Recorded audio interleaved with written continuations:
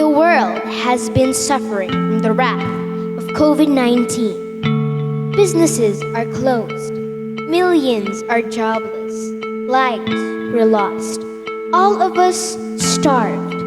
We're seriously focusing about the pandemic, seriously solving how we're gonna end it.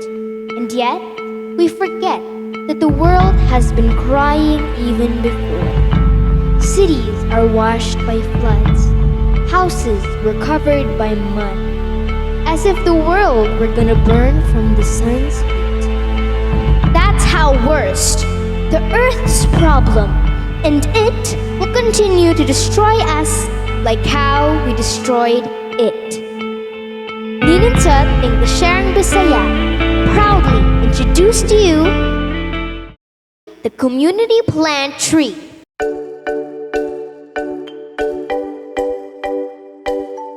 A collaboration of Maglasal Organic Farm and the Binaba Chapel, together with the Barangay Minaba Council. They started this program last June 2021. May this program touches our hearts and open our minds to plant, because this will be one of the best way to solve climate change.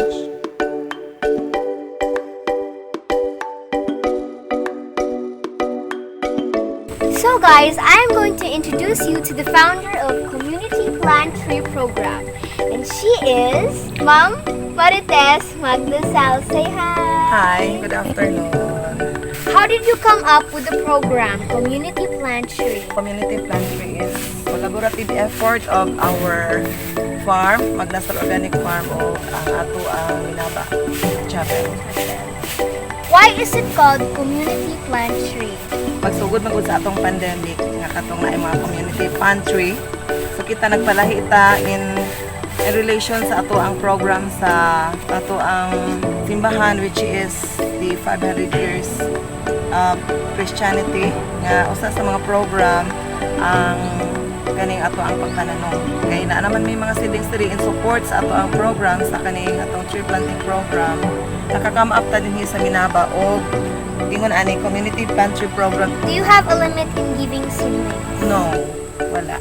So kinsay mangayo, kinsay ganan mo tanom, this is open to all. So are there any challenges you have experienced? Yes. At first, with the program, daghan pagid kaayong mga tawo nga murag dili sila kaayo, wala nila na value bitaw ang pagpananom og kahoy, nganong mananom tag kahoy.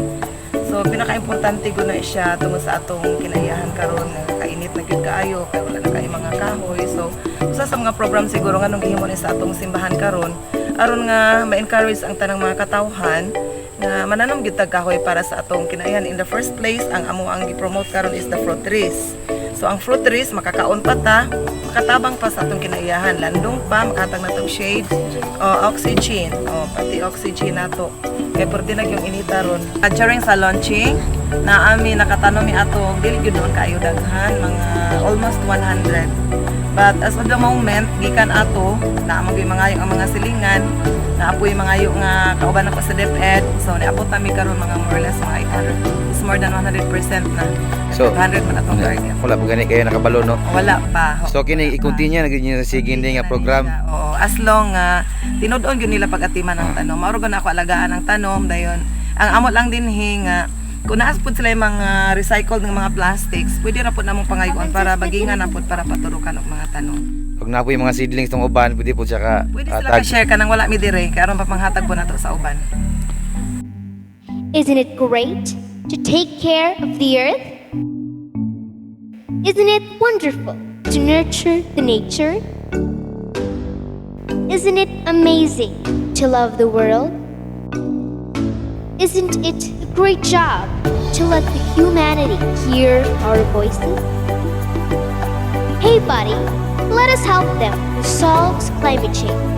Someone who encourages everyone to plan for a better future.